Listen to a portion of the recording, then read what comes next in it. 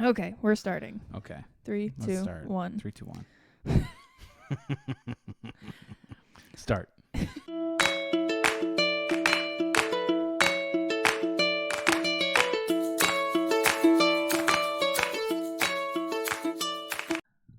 All right, hello again, and welcome to the Big Cheese Books podcast. We are a community supporting empowerment, quality, and accessibility for independent authors and their readers. My name's Cody. I am an author and a creative consultant. That's you. That's me. Hey, I'm Mike. I am a teacher and a writer of screenplays and songs and Ironically, the one who has the most podcast experience and the one who missed his cue. true. I do have the most, lots of podcast experience. Okay. Yeah. All right, so today What are we we talking are about? going to be talking about quality. So, quality in self-publishing. Every time you say quality, I'm just going to repeat quality in a whisper, okay? Okay, that sounds really annoying, but we'll go there. It sounds quality. We're going to be talking about quality in the self-publishing industry as a whole, and then as well quality with Big Cheese Books, and how we decide which books we're going to feature, which authors we are going to have collaborate with us. Things you can do to increase your chances of doing a collaboration with us, and then the process for actually submitting the form to initiate that process. So the first question of the day really is, why does quality matter so much in self-publishing? It's just, that seems like a simple question. Quality matters because people care about the quality of the books that they read, don't they? Yeah. Or do they? I don't know. Oh, yeah, no, definitely. I think there's a certain standard that people have with books now. That's one of the benefits we talked about last time, I believe, with traditional publishing, is there's so much built-in quality control with it because they have editors, they have, a whole team of cover designers and marketers and people who are, spending a lot of time making sure that it is the best possible version of itself that it can be as a book. Okay, so yeah, they do have all those people doing all those jobs, but I still read a lot of bad books that are traditionally published. So what are we talking about when we're talking about quality? Because sometimes I read a book that is spelled correctly and looks nice, but I hate it and it's garbage, and I think it should have never been published. Yeah, so I mean, that's harsh. You're very harsh. Just I am FYI harsh. for anyone listening, Mike is the harsh one. I'm very picky. You know this, but I'm very picky about the books that I read because I like really good books. Yeah. Like I'm very quick to put a book down if I don't think it's good. Mm-hmm. And what I consider good is mostly based on like story and plot and I guess to a certain extent character development and things like that, but story and plot and conflict and things like that. Well, I think with good conflict comes good character development. Like, they kind of go hand in hand. But yeah, no, it brings up an important point that there's different kinds of quality that we can distinguish between. Like I said, like traditionally published books, they tend to not have all of the like formatting and spelling and grammar errors that you might find in self-published stuff. The cover is really pretty, but then the story itself, it's not necessarily going to, I guess, check every box when it comes to providing the reader with a really solid experience. Like, there's lots of people who, I'm part of all these different reading groups on Facebook, and, I hear complaints all the time of books that they're really good to start, and then they just drag in the middle, and they keep reading and hoping it's going to pick back up, and then it doesn't, and the ending just falls flat. And I hear that complaint all the time. So when we talk about quality with Big Cheese Books and the authors and the books that we support, we're not necessarily talking about whether it's pretty, whether, everything is perfectly formatted. We're talking about, does it have a good story start to finish? Does it hold up in the middle? Does it give a satisfying ending? And then also the other stuff. Yeah. Does it look good? Are there typos? Are there formatting issues that make it hard to read? Yeah, and we'll come back to that. We have a scorecard that we use when we're doing our book reviews, just because one thing that I found personally with the process of querying my book and talking with industry people is it's hard to get good feedback on story. A lot of the times, we had mentioned in our last episode that it comes down a lot of the time to just, do I like it or not, based on like the first 5 pages. And it's really hard to judge whether a book is going to be good based on just those first 5 pages, because it doesn't really say anything. Yeah, It's impossible. I don't know. Like for me, I read, not read, but like read or watch things that start really slow, and a lot of times those TV shows or books that start slow end up being the best one. Like my favorite show is Breaking Bad, and it starts slow. Like I almost stopped watching it after a few episodes because it felt like it was going nowhere, and then as soon as I decided to stop watching, something happened to bring the conflict up and to change things enough that it kept me engaged. Yeah, well, because the problem, you have to care about characters. You have to care about what's going on before you can actually have really good conflict in a story. And I find that because of the way traditional publishing chooses its books, because of that initial need to grab you right from page 1, you have a lot of books with really strong hooks, very strong openings that just pull you in and grip you from page 1. But then as time goes on, the conflict stops being as meaningful because you don't actually care about the characters. There's not a foundation for why the conflict's meaningful. It's just conflict for conflict's sake. Right. A lot of the time, like this thing happens and then this thing happens and then this other bad thing happens to the person. It's like a bad action movie. Yeah, where it's just like a lot of stuff happening that keeps the conflict high, but like doesn't actually develop like where the story's going or what the point of the story. I think one thing that like modern traditionally published books, modern storytelling in general, I guess, has lost is like this idea that there's a point to your story, that your story should say something. Like I know this is probably a different podcast, but the philosophical idea that like drives your story. Yeah, it's almost just become like books in a lot of ways, I feel like, have replaced bad television, and television has gotten that's so true. Better. Like One Life to Live and all those bad soap operas that were on during the day that just like go on and on for years and there's no real Or then the other side of that too is you've got the stories that like that where they're predictable, they follow a formula, they're kind of soapy, and there's nothing substantive. They're the Hallmark Christmas movies of books. Yes. Yeah, no, absolutely. Like you know what to expect with them. The same thing's going to happen every time. You're going to get your happy ending, but there's nothing, it's not trying to say anything. It's the same heroine or hero with, different name, different job, but it's the same thing over and over again. The other side of that is you get these books where the writing is beautiful. Like the prose is gripping. The author has this very poetic cadence to the way they write. It's gripping in the sense that you're just awed by the words, by the sentence structure, by the way they string it together and make one thing flow into the next. Again, though, that's great, and there's definitely a craft to writing, and it's beautiful when people can write great prose, but a lot of the times those stories you're reading, it's beautiful. When's something going to happen? I find that with old books. Yeah. There's a lot of older books that the prose is really interesting, but like the story is really lacking. Yeah, and I guess that kind of brings us to another quality point, because a lot of the old stories, classics, I find that I have a hard time reading classics. I've read lots of them, but I find I get very bogged down in the way they tell a story. There's a lot of exposition. There's a lot of talking about things happening instead of really pulling you into it.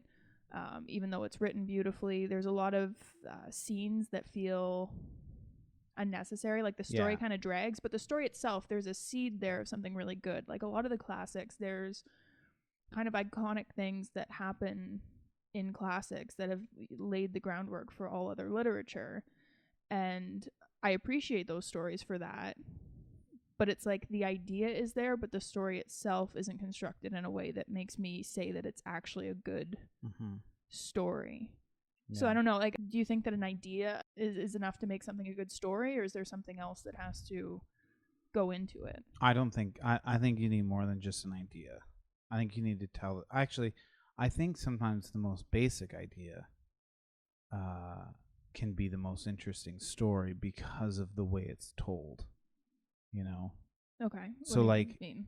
you can have a great idea, like the book, I read a self-published book recently, and like great idea, great concept, kind of a Black Mirror type idea, but the way it was executed was terrible. And so a lot of exposition, a lot of, like, they say show don't tell, a lot of telling, and a lot of things that could have been really interesting if shown but weren't. But going back to my other point, I think sometimes the best, most interesting stories are very simple stories told very well. So what comes to mind is Whiplash.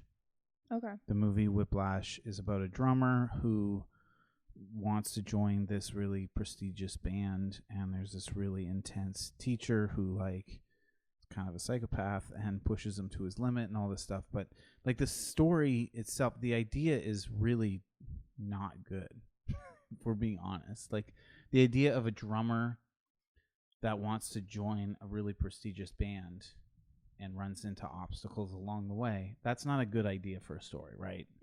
Like, I mean, it's not even clear, like you saying that, it's not even clear what the story arc is. It's just, oh, kid goes to music school, great.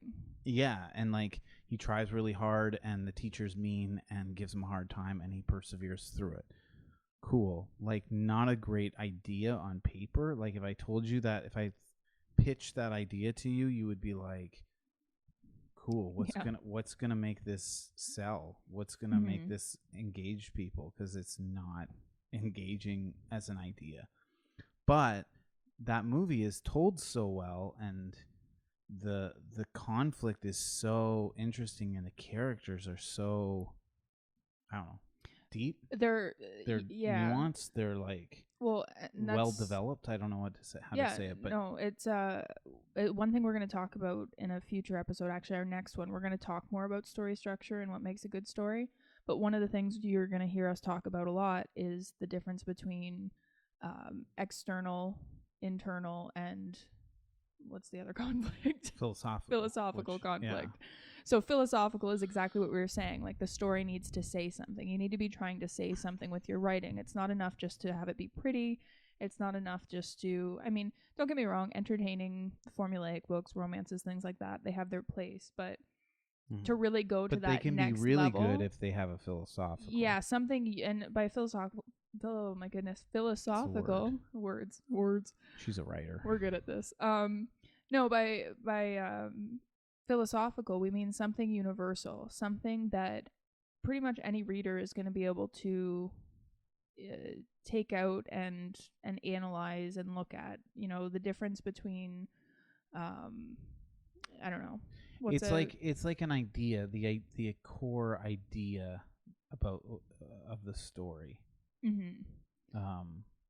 I think the philosophical, I don't remember exactly for Whiplash what the philosophical is, but I think it has something to do with this idea of basically, like, how much ambition is too much ambition. Yeah, no, I think so. Yeah, it's been a while, but that's a really good example. It's where's the line between, like, ambition and obsession or addiction, or from coming from the other perspective of the teacher, where's the line between pushing somebody to be their best, and the line between that and, like, being a psychopath and pushing them too far. Same philosophical as King Richard. Yeah, right. That's where a good, it's like, a more recent example. Was he being too crazy, or was his craziness the reason that they were famous? Kind of like why they were successful. Yeah, so that's the substance we were talking about, is that philosophical conflict. The emotional or the internal is what's happening inside the character. So why why does the external matter to them? Yeah, but like the emotional is really, I think that's like the key to, like, character development. Yeah, absolutely. Is the emotional, like, how are they emotionally invested in what's happening and what's driving them? Yeah, why do they care, and why should you care that they care? It's very much the internal world of your characters, and then the external is your basic plot. So what's happening Right. on the outside. So in the case of Whiplash, like we mentioned, it was he What I wants said. to be a drummer. He wants to be a drummer. And so on paper, it Great doesn't sound plot. good because it's just talking about the external, and the external is very basic. But because they kept the external so simple, it gave the writer of that screenplay room to really dive into the emotional and the philosophical. Whereas if you overcomplicate the external, the philosophical and the emotional get muddled in it because there's too much happening externally, and it just bogs everything else down, and you can't clearly communicate, the idea, the purpose behind why you're putting this thing into the world. Yeah, I don't know. Like, one of the things is, like, I read books and watch movies and TV and stuff as, like, why am I watching this? Why is this happening? Like, to me, everything has to have a reason for being in your book. Mm-hmm. So when this character suddenly leaves or that character suddenly dies, like, how does that relate to the overall message of the book? Mm-hmm. Right? We don't like tangents. Yeah, I don't mind them on podcasts. Yeah, so one way to look at writing a book is you are making an argument for something, which makes it sound super lame and not fun because there's not a lot of creative writers who are like, I love writing essays and making points. But that's true. Yeah. But that's what's going to give you a really good backbone for your story. It gives you this structure that holds everything else up so that you can put those pretty things like the prose on top of it. So when you start with a philosophical, when you start with a question, like we said, where's the line between pushing someone to be their best and pushing them too far? Then you can explore that idea, and within the world you've created around your characters and the characters you've chosen, everything can be an embodiment of that argument. And can I jump in? Yeah. You have to test that idea. Yes. Right? Like, if your point that you're trying to make with your screenplay is that, this is too far and this is psychotic and it's not pushing somebody to be their best, or let's say the other way. Maybe the other way is easier to explain, but, like, you're saying that this person is just pushing them to be their best, and so he's the good guy because he just pushes people harder and harder. You have to test that idea by going, like, how far can you push it where it's too far, and how, what's the line, and you have to test the limits of your point that you're trying to make. Yeah, your scenes are all situations you're putting your characters into to test that, to try to push them too far, to see what kinds of things can happen around them with their relationships externally that are going to challenge this assumption that you've started off with. Yeah. Okay, so I don't want to, like, bash books, but there's a book that I hate. I'm scared with where you're going. It's a traditionally published book. Okay, I feel less bad. Very popular. Okay. But I thought it was one of the worst books I've ever read. Do you know what book I'm talking about? Do you remember? I don't. I've read a lot of books that I hated. Yeah, he's the critic, that's for sure. And one of the best, one of the worst books I've ever read, possibly the best screenplay ever. Want to get on with it? You're not gonna guess? Okay. No. Jurassic Park. Okay. The screenplay is incredible because the screenplay stays on point with the philosophical, which is about how much science is too much kind of idea. Like, how far can science go where you're, like, playing God, right? That's kind of the philosophical of Jurassic Park. Yeah. Right. And obviously at the end it's like there can be science can interfere too much, and we should think about the ethical questions when we're dealing with science, right? Mm-hmm. That's probably the point of Jurassic Park, the movie. The book, on the other hand, like, same philosophical probably, but so many scenes that don't have anything to do with anything. Just, like, weird, like, action-packed, but just constantly action for the sake of action. And also, I recall on top of that, I didn't read that one, but I remember just the snippet I looked at over your shoulder, like really bad prose. Like Terrible. He said, she said, they said, he said, she said again. Yes. I wasn't even going to bring that up, but yeah, it was poorly written as far as prose goes. But this is I think Jurassic Park's one of the best examples of a good idea does not make a good story. Yeah, because someone else took that idea, that seed of a great story, and they actually gave it that backbone that it needed to thrive and be what we would consider a good story. And they combined a good idea with a good story, which is like the pinnacle. That's what you want. Absolutely. And that's amazing. But that's definitely, we're going to, as we do these podcasts, as we do our reviews, we are going to kind of make that distinction. There's going to be self-published books that I'm going to review, and I can guarantee you there's going to be a lot of good ideas that are executed poorly. Yeah. And I think that those stories do deserve credit in their own way, because those ideas do come from a creative place, and the author deserves props for that. At the same time, though, I want to break down why it didn't ultimately work as a story, because I think that one of the big quality issues with self-publishing is that there is a lot of bad work out there when it comes to self-publishing. Stories that are great ideas, half-baked.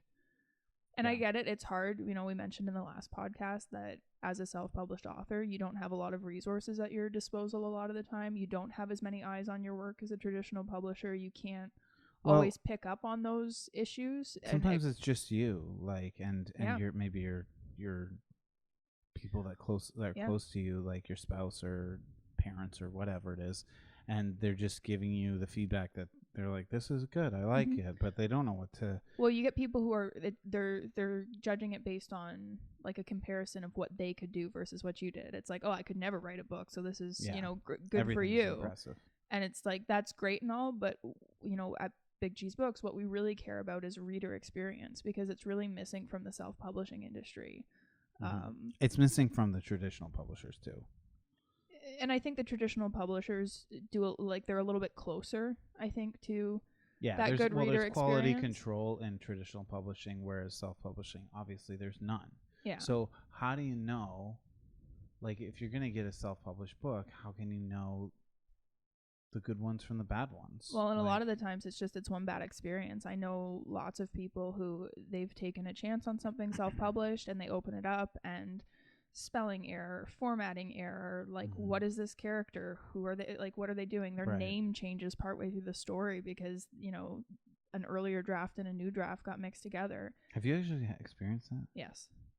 Yeah. Really? It's awful. Or it's just, it'll sneak in there. That's for bad. 1 second. You know what though, it's a time thing and a resource thing, because when you have money to pay an editor, they're more likely to catch that, but most people don't. They're using Grammarly, or they're just they go to replace something, like they change a character name, and they don't have time to go through their whole manuscript and redo it all, so they just do a control find. Michael Scott did in The Office. Actually, I don't know if this is a blooper or if this is actually in the show, because I can't remember, but he wrote a screenplay. He writes a screenplay in the show, doesn't he? I think so, yeah. Yeah. And then I don't know if this part is in it, but Dwight's name gets misspelled, and he changed Dwight's name to something terrible, like the bad guy was Dwight. No. But it was Dwight spelt wrong, snuck through, and they were like, oh, this is based on Dwight. They figured it out as they're reading it behind his back. No, that sounds right. It's you control find, but if you spell it wrong, then you miss it, right? If you spell it wrong, or you have a variation of the word and you don't realize it, like you have a pluralized version or something, or you have that word contained in another word. In my recent manuscript, I had the word crow. I was replacing a type of bird, and so I control find replaced the word crow, and crow is in microwave, crow is in crown, crow is in crowd. Yeah, and it changes all of those. Yeah, so you end up with a lot of words that you think you're doing a simple find replace, and you are not. Every time you make a change, you have to reread, you have to re-edit, and it's just for one person, it's so hard. And then add on top of that, it's just, there are so many people out there looking to take advantage of people who are self-publishing, people who say that they're legitimate, that they're authorities, that they're going to help you edit and create this perfect professional looking package, and they don't. You trust them, you hand over a lot of money, and at the end of the day they give you something back and you trust it and you don't look it over. I mean, with your book, you got it edited, and the editor was fantastic. You had a great experience with her. Absolutely fantastic. Do you want to give her a shout out? I don't know what her name is. Ashley, I don't know how to say your last name. Just Ashley. Okay. Ashley Olivier. I'm gonna say that's okay. I'm gonna go with that. Anyway, she was great, and well, I haven't read your book since it's been edited yet, but you said that she did a fantastic job. There was a click that happened with it. She was doing a developmental, well, she was doing a line edit, but she was definitely commenting on developmental stuff along the way. And she just understood where I was coming from. Like, there's this click that needs to happen. Like, you really have to vet your editor. It can't just be anyone. They have to understand what you're trying to do with your story. Yeah. But she was fantastic. You loved her. Shout out to Ashley. But also, like, you read through and there's some things that you either disagreed with her about or some stuff that she missed. And you liked her so much that you were going to trust her and just publish it like that. And then you realized, I better go over and read it one more time, which is just like, it's painful when you've already gone over it as many times as you've had. Oh, absolutely. You have. You look at it so many times and it just like everything just starts to blend together. Imposter syndrome sets in because the more times you read it, the more you're like, why did I write this? This isn't even like a thing that should be a thing. Because it's not novel anymore. Your conflict feels flat because you know what happens. You've read it 50 billion times. But the funny thing about that, I mean, it's not funny for him, but one of the authors, Neil, that's going to be one of our Big Cheese of the months moving forward, I actually learned from him. His book had gone up. I had taken a look at it after scouting him out as one of our potential collaborators, and there were some typos I had found in it, and same thing had happened. It had gone to an editor, it had gone to a proofreader, and you trust these people you work with, and at the end of the day, no editor is going to be perfect either, right? Yeah, exactly. That's really the point. And you need several eyes over your book. I found typos in traditionally published books. Like almost, I would say almost every book I read, I find one little typo somewhere. Yeah, it's really hard. Not every, but most books. It's the way the human brain works. You just if it's not that consequential, you just kind of skim over it. Like, you don't tend to look at the full word. You just gloss over. But what my brain glosses over is not necessarily what your brain is going to gloss over. So for a reader, it's like they're reading it and they find this thing, and if you don't have lots of eyes on it before it gets published, that's in your print now. Like, there are copies of your book out in the world. Which is what happened to Neil, right? Yeah. And he had to take it down and put it back up and fix the... And luckily, that's one of the really good things about self-publishing is that it's never... it's not necessarily ever in its final form. It's not like traditional publishing where they're printing just a crap ton of copies right off the... A crap ton. I don't want to swear yet. Our viewers don't know me that well. A crap ton. A crap ton. Okay. A large volume of so professional. A large volume of books are printed in advance. All these books are printed up front, so it's like when the final form is submitted with a publisher, like that is the final form. As a self-published person, usually sales are going to be a little bit slower to start anyway, so you have the chance to, if something's wrong, if you need to fix something, change the cover art, add in this or that, you can do that. Is it recommended? No. Would I say definitely do as much of that as you can up front before it's out in the world? Yes, because once you put something out in the world, if people are reviewing it and, talking about your book based on mistakes, you don't want that. But no, you have the opportunity to grow. And if you're self-published and you're putting it out into the world and it has mistakes, that's part of the stigma of self-publishing, is that this isn't professional, it's low quality. And I think like we've had this debate about whether typos matter and whether like formatting matters and stuff, and I think that I would say it matters less than you would say, but Obviously, it matters something because people like it's a red flag. Yeah, what it because is. if I you- see a typo, I'm gonna be like, oh, this person doesn't know what they're doing. even beyond a typo, like I would I say th- a typo, you when can. I see a typo in a kid's essay as a teacher, I'm like, oh well, this kid can't even spell. Wow, you're harsh on those children. No, but it's just like an early indicator that they didn't read it over and look at it and were not careful. They were a little careless with it. Yeah. And it's hard because a book of 100,000 words is much more difficult to like look over that closely.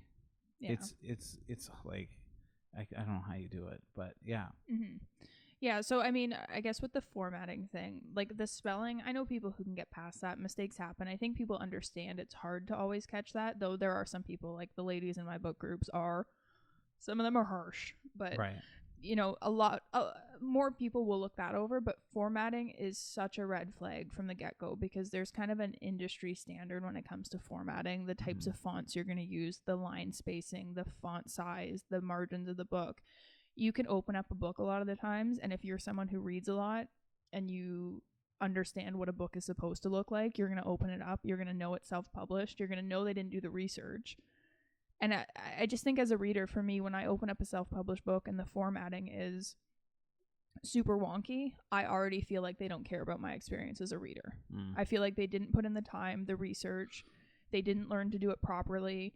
And now I'm reading this thing where it's like the font is giant and it's glaring at me, or it's teeny tiny and I can barely read it, or I'm paying for this really thick book that didn't need to be that expensive because they had margins that were 2 inches. To ship it because it weighed 30 pounds. Meanwhile, they could have probably taken out 100 pages if they'd made their margins correct. Like there's practical considerations, but then there's also that reader experience that if you don't care about it, the reader's going to feel that.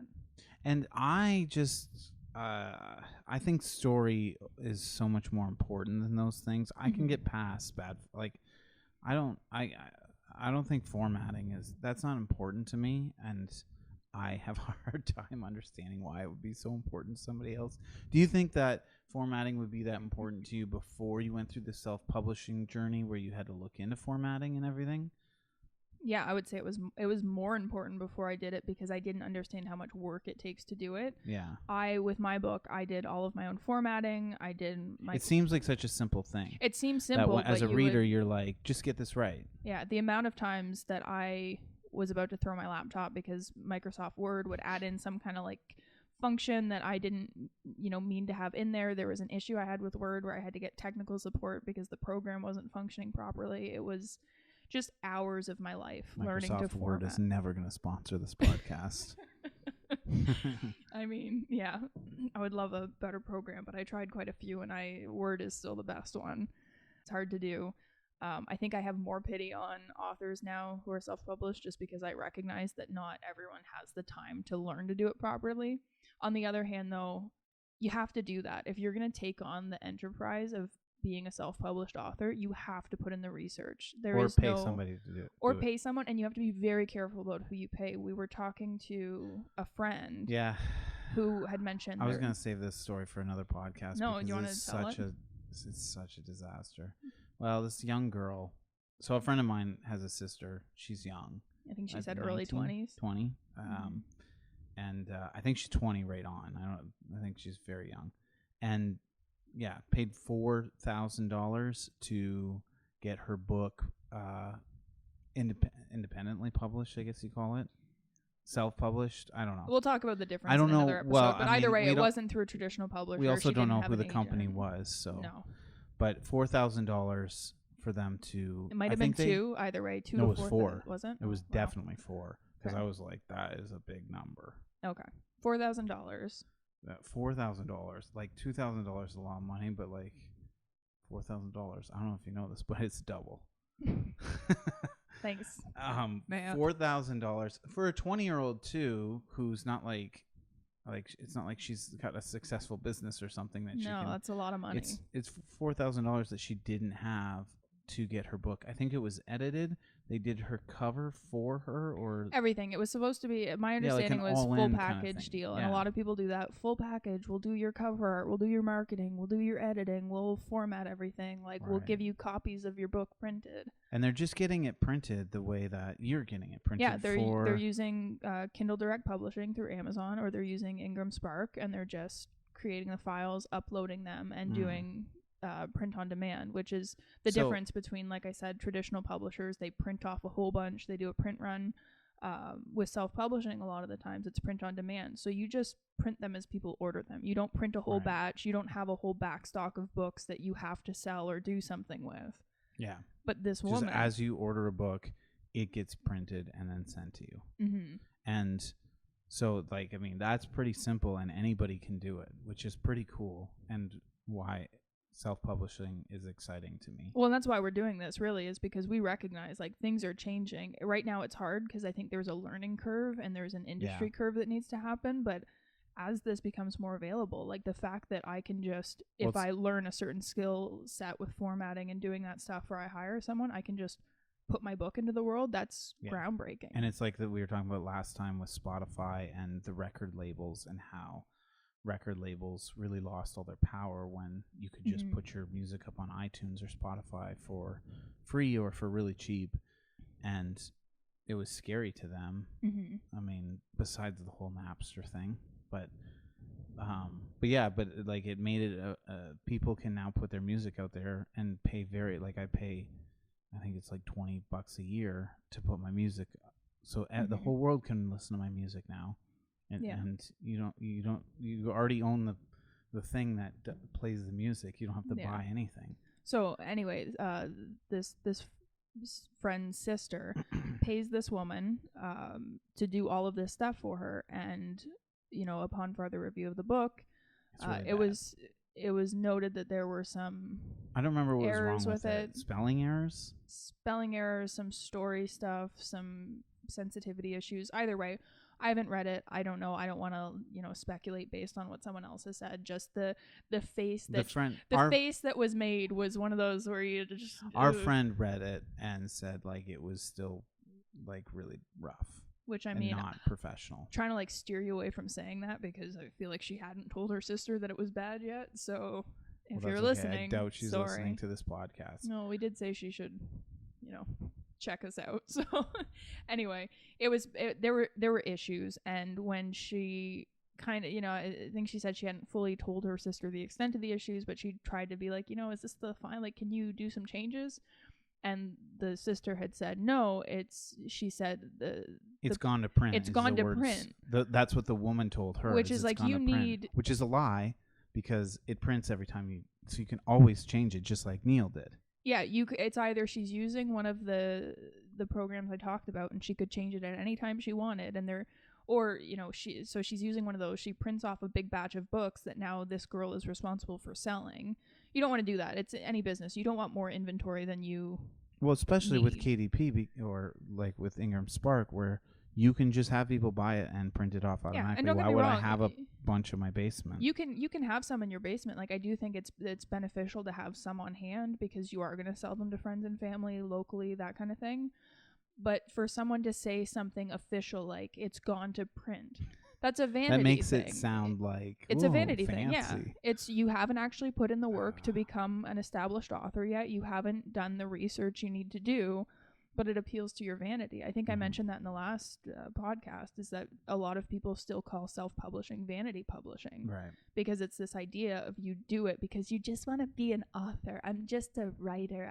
It's my calling. I said this about her earlier. Yeah. No, I had that issue too. I always put the cart before the horse. Like, I want it to be a writer. And you're willing to do anything, including spend $4,000. Everything except do the work. And don't get me wrong, it's a lot of work to write a bad book. Like, it isn't easy to put words on paper and make enough words to even make any kind of story. To write a good book takes a lot of chiseling down of your ego. It takes a lot of hours. It takes a lot of being willing to say you're wrong. I honestly think for most people it takes a team. Yeah. And like it takes people, like we said, you need other people to look at it. You need and so when you're a young kid and you're doing it on your own and you're the only person looking at it, and then maybe your family or whatever, people who don't know what they're talking about are looking at it. Like, you need people who know what they're doing to look at it, and when you have to pay $4,000 to do that, it becomes like, yeah, that's like, it's an easy scam. It's an easy scam, and there are so many people. There are so many people out there capitalizing on this, and that's earlier I mentioned about how one thing self-publishing is really missing is the reader experience. It's because self-publishing, I would say, as an industry, it has been mainly targeted towards scamming people who want that writer title, who want to be a published author, and they're not getting good feedback for what they're paying. They're not necessarily getting quality in terms of formatting, cover art, things like that. A lot of people don't even know what they're doing in it. They have a program they invested in. They have some stock footage, and they're, I'll make your cover, give me $500 and I'll do that, or I'll format it for you. And they do, but you don't know the difference, right? You don't know what good formatting is or isn't. So they hand you your file back, and you're like, I guess that's what good formatting looks like. And then you go to upload it to something like Ingram Spark, and they come back at you and they're like, we can approve this submission. And you're like, well, why not? And they're like, because everything sucks, basically. Wow, everything sucks. I mean, they're more technical with their lingo, but that's the other thing too, is then they come back at you and they say something like the trim size is wrong. And you're if like, you hired, what? You're talking about stuff that I don't know what you're talking about. You're getting so technical. So either way, this is part of the reason why we want to start Big Cheese, is because part of the reason I want to be involved is because I helped you a lot in making your book better. Yeah, that chiseling down of the ego I talked about. Yeah, that's me. I'm a chisel. I wrote my first book, and I'm chiseled. Okay, don't do that. No, the first book that I wrote, it was shortlisted for an award. It was, I think, written, I got a lot of feedback that it was written quite beautifully. People in my life were like, yeah, wow, you did it. You wrote a full book. And then Mike reads it, and you sound terrible. I'm about to sound terrible. Well, that's the thing though, is like, you didn't sound terrible. You just said, yeah, the first half is really good. The really first half strong was beginning. Fantastic. Like, the first half was really engaging, but then it just, like, it didn't go anywhere. No, halfway through, and you this said is the it story thing that I did not say it sucked. What? I didn't say that you said it sucked. I thought that's what you said. What did you say? I was gonna say, like, in the middle it fell apart. Oh, okay. Yes, that's exactly what I said then. I think subconsciously now I feel like this is like a Freudian slip. I didn't say it sucked. I didn't say it sucked. Somebody else said. No, I said that it, like, yeah, just, it's not even that it fell apart so much as it kind of meandered off, and then really didn't have like a cohesive, complete ending that made you felt, when you read a good ending of a book, you feel satisfied. You're like, it's like warm chocolate cake. It's just, and it didn't it didn't have that, like, final punch of, like, this is the point of the story, and this is the ending, and this is how everything kind of wraps up together. It just kind of fizzled. It just, as you're talking about it, like, it makes me think of, like, imagine a balloon, and you're just blowing up this balloon, and it's getting bigger and bigger and bigger, and then instead of tying it off at the end, you're just that slowly letting out the air, and it's making that awful squeaky sound, and it's just like a sad, slow deflation, and then you're just left with this shriveled little. Like, it had a promising start, and then it just. Yeah, and I find this with, like, your book did this, and I told you, and you took it very hard. I cried. I said, maybe I'll never write again. Yeah, like it was rough. And that's the thing. No, writers, you did. You were, like, done with writing. I was like, oh, well, I did it, so. Birds in the Blackwater, and basically threw that book in the garbage, metaphorically, I guess. No, I definitely. But yeah, I just think, like, it was. You took it hard. It was hard to tell you, but. It was early in our relationship too. I don't know. We almost didn't make it out of that one. I was ballsy. But like, there was a lot of potential in it. But like, that's what, like, people need. Writers don't like the word potential, and they don't like the word revisions, and they don't like. Yeah, they don't and like that's the concept and that's overgeneralizing. that writing is rewriting. Yeah, right? absolutely it Which is. And we all words say to live that. by. Like that's one of those things about like the writer image. It's like everyone's got like a bumper sticker. Do writers all Writing say is that? it's I'm yeah. It's like okay. it's one of those things that as a writer you take it and you make it like the background on your computer and you're like writing is rewriting. Okay. And then it comes time to rewrite and you're just like throwing a tantrum like a 4-year-old. I remember I was writing a song. It was for a class, a songwriting class, and we were in pairs. It was me and this guy, and I kept coming to him with lyrics. I don't know why. I was in charge of writing lyrics, which to me is like you're writing the whole song. But he was like my editor, and so I kept coming to him with lyrics, and he'd be like, I don't really like, I mentioned like the devil in one line. He's like, I don't want it to be like religious. So like I think maybe something else for that. And I was getting so frustrated because I'd write a couple new lines and come back. He didn't like him. Come write more lines. Mm-hmm. And now I look back at that song and I'm like, I think it's one of the best written, like lyrical songs that I have. I really like the way the lyrics are in that song, and I'm really like happy with it. Yeah, But you need someone to you need somebody. You can't do it yourself. Well, and another writing thing that writers like to say a lot: kill your darlings. This idea of sometimes you have to, get rid of these lines that you think are just so like insightful and profound and beautifully written. Sometimes you have to get rid of characters that aren't serving your story or scenes that just don't need to be there. And it's really hard to do that yourself. Sometimes you need someone else to hold the gun and encourage you to shoot. Wow. You're my darling, so am I supposed to kill you? No. To be a writer, do I get successful if I kill you? Anyway, so bringing it back to Big Cheese and why Big Cheese is different. So we talked earlier about, this scorecard we use. We call it our transparency scorecard. When we're reviewing books, like I said, we want to talk story structure. Like we want to look at the story structure, make sure the elements are there. So we have kind of a report card that we use. I was going to go through it in this podcast. I think that I'm going to nix that, though. I'm going to make a separate video and link it so that we can kind of walk through what that scorecard is. Are you going to do the basics? So the basics are story structure. What's the other part?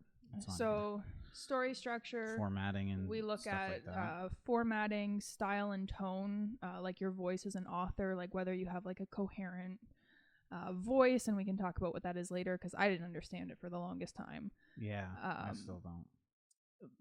But things like that, we're just basically everything that goes into a book, down to... So story structure, style and tone, spelling and grammar, design and formatting are the 4 components of the scorecard. And so I think one thing that's really important, I know we're like running out of time here, but I think one of the things that's really important to say is that when we talk about quality, kind of bring it back to the beginning. And when we talk about quality, and at the beginning I asked you what do you mean by quality?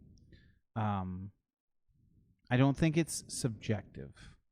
We're not talking about quality in a subjective way, like I like stories about dinosaurs, and you like stories about spaceships. It's not like preferences of stories. It's elements that make a really good story, no matter what the subject matter, no matter what kind of style or tone or anyway, it's meant to be, the scorecard is meant to be an objective way of judging a story and whether people are going to like it or not. And I mean, I don't like using the word objective just because obviously there's always going to be a certain, like, we've structured it exactly like a school report card. Like there's different criteria for like a level 1, 2, 3, 4. And we try to be as objective as we can. Like that's our goal, is to not have personal preference play a role in it, because there's going to be stories like something like a Nora Roberts book. You would hate that book because it's too basic, it's too predictable. At the same time, though, Nora Roberts has nailed story structure in terms of formula. She probably nailed everything on the scorecard, right? Absolutely. Like everything would be perfect across the board. Mike would hate it. So it's, I'd find some way to dock her. I'm a teacher. Okay. Well, and we have that thing we talked about earlier with the different levels of conflict. That plays into whether, a book is going to rate kind of perfectly across the board. But yeah, because most of hers would not have the philosophical. No, like I would say she'd probably get 3 out of 4 across the board. We reserve the 4s for books that are truly outstanding and truly do something innovative. I think like a story like All the Light We Cannot See, Ugh. where not only do they have this great story, but then they're also weaving together multiple character perspectives and timelines. Like there's a certain artistry to what was done with that book that really just pushes it into that extra place. So a 3, being in that 3 range is not bad by any means. It's a solid It's book. a solid score. It's a solid book. Things were done right. 4 is like, it's really just nailed on the basics and then found a way to go above and beyond. And with this as well, so one thing that the reason I call it a transparency scorecard is because after I do my reviews, I want to make the scorecard available because I want people to understand where these reviews are coming from, where these ratings are coming from. And I also want that they're coming from a place of not just like preference. I think that's really important because like I know you don't like the word objective, but like these are objective criteria that are meant to judge your writing. It's not meant to be like I didn't like a lot of the agents that you query to with your book. Just this doesn't fit for what I'm looking for, or just like really subjective things that don't help you improve. This is meant to help you say like this is what we think is lacking, and this is like that's an opportunity to improve. Yeah. And as a general rule, like we're trying to offer as much for free as possible, just because like we said, one of the big issues with the industry is that there is a lot of scams. There's a lot of people out there who are just ripping authors off, and they don't care about the reader, they don't care about the writer, they're just in We're it not for charging $4,000. No, this is free. I'm gonna post these with every review because I want everyone to be able to see it. As a reader, I want you to understand why we're giving these recommendations and these ratings, and then if you're the author of the book we're reviewing, I want you to be able to hear the review and take something from it, actionable feedback. I don't want you to look at it and be like, well, I guess I suck now. And I guess the other thing as a reader with this scorecard, like I said, like I don't really care about formatting. Like that's not really important to me. So formatting is on the scorecard. Design and formatting is on the scorecard.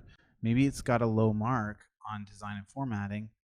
I don't care. If the story has a really good mark, I would definitely read it and not care about the formatting. We take the ratings in each of the categories and we average them out so that you get a final score.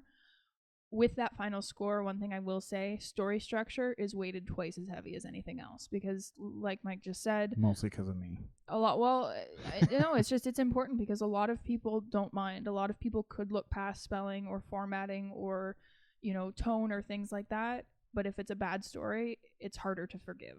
Yeah. So it's always going to be weighted twice as heavy with us. And it's just like the point of writing a book is to tell a story. And so if you don't have good storytelling abilities, then you should have been a poet. I don't know. And who knows? Maybe like there's books out there. I'm sure there's books out there. Like there's books I enjoy that don't have good story structure. I just like them because the words are pretty or whatever. We're not saying that you can't like a book if it doesn't have perfect story structure.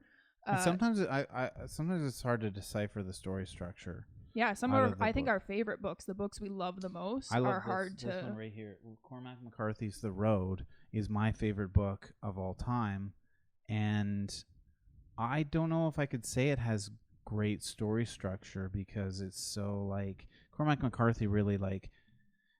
I don't want to say nothing happens, but like there's not like a lot going on usually in his books, and they're still really engaging for some reason that I still am baffled by. Yeah. And so again, like we just want to clarify story structure, like there's different kinds of story structure. We're going to talk in our next episode about the type of story structure we like best, Dan Harmon's Story Circle. In future episodes, we'll go through a lot of different ones.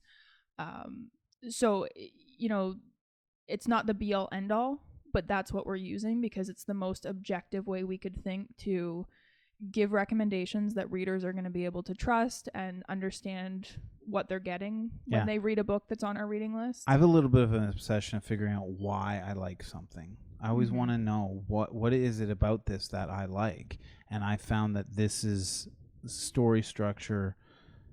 I don't even like the word structure, but telling a good story has a lot to do with why I like a lot of the things that I like. Yeah. And I didn't realize it till I started analyzing story structure when I was trying to write a screenplay.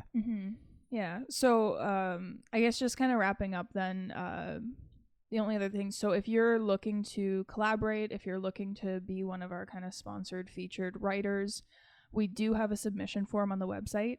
It's a bit lengthy. We ask you to take Dan Harmon's Story Circle and basically break down your story, because we want to know that you have a good understanding of story going into it, just because we're only going to feature the people that we really feel understand what we're doing here with Big Cheese.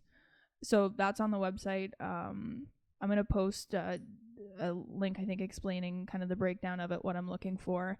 It's a bit lengthy, but like I said, it's important. If you don't understand how to write those beats of your story, chances are something's going to be missing, and we're going to get lots of submissions. We're not going to have time to go through and pick those things out for people. Mm-hmm. We're looking for people who are treating writing as a career, who are willing to put in that extra time to really understand how to tell a story, hone their craft, and be professionals in the industry. Right. We also are going to have a shortened form just for recommendations. So I'm going to be doing book reviews as often as I can. So that form, it's just as simple as, you know, putting down an author and the book title, and, you know, we'll try to get around to looking at it. Mm-hmm. We also have a buy us a book feature on the website. So we've got our Amazon wish list posted. It's got all of the different self-published books that we're looking into, that we've kind of scouted out, that we'd like to read.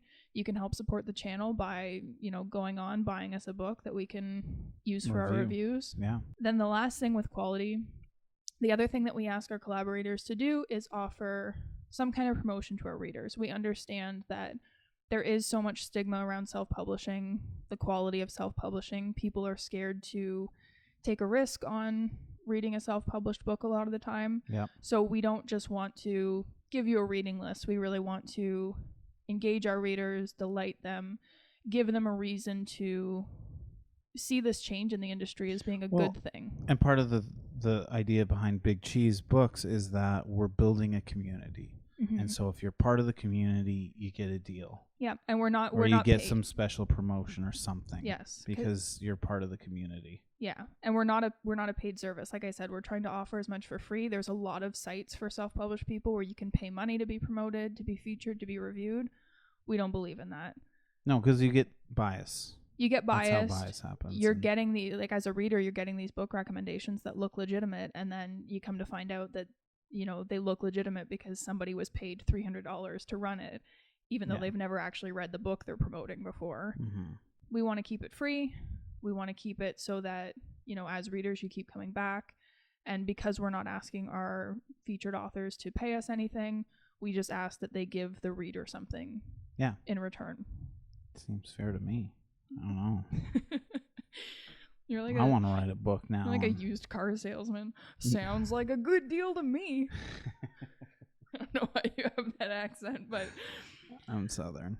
They have to subscribe to the website to get all that stuff? Yeah, so to get the deals, there's some free stuff on the website. There's going to be some stuff that's just going to go out to the email list. So we're also going to do things like next podcast, I think we're going to talk about story structure specifically. Yeah, we're going to have some like educational stuff, some different downloadable resources. We're going to explain what everything that we mean about story structure and like how we look at story structure. And you can agree or disagree in the comments. Just subscribe to the website. Just do it. Yeah, you'll get updates when we release new podcast episodes. They'll go to your inbox. As well, we have contests on the website. We're going to be doing one coming up soon. My book's going to be coming out. Ooh, let's go buy Cody's book. Cody's book, Birds in the Blackwater, is available September 22nd. Yes. Is that 22nd? You changed the date on the release so many times. That's the benefit of self-publishing is if something's not right, you know, you can change it. You can do that. So yeah, Cody's book is available. Birds in the Blackwater is available on Amazon. On Amazon, September it'll 22nd. be available through the Ingram Spark catalog. But Amazon for sure. Right now, it's available for pre-order, the ebook on Amazon, so that people can purchase that right now. Other information will be coming as we get closer to the date. Like I said, I'm going to be running a promotion. We're going to do a spooky season contest. Birds in the Blackwater is a spooky season. paranormal drama. So we're going to be making a gift bundle of spooky season related books and items, and we'll be doing a contest for that. I'm also going to be running a Show Us Your Shelves contest where you get the chance to show off your lovely bookshelves and all your... This is too much stuff. I can't keep up with all of it. I know. That's why you got to subscribe. So you just get those reminders to your inbox. So head over to bigcheesebooks.com, subscribe, like us on Facebook, and... Buy Cody's book, Birds in the Blackwater, available on Amazon September 22nd.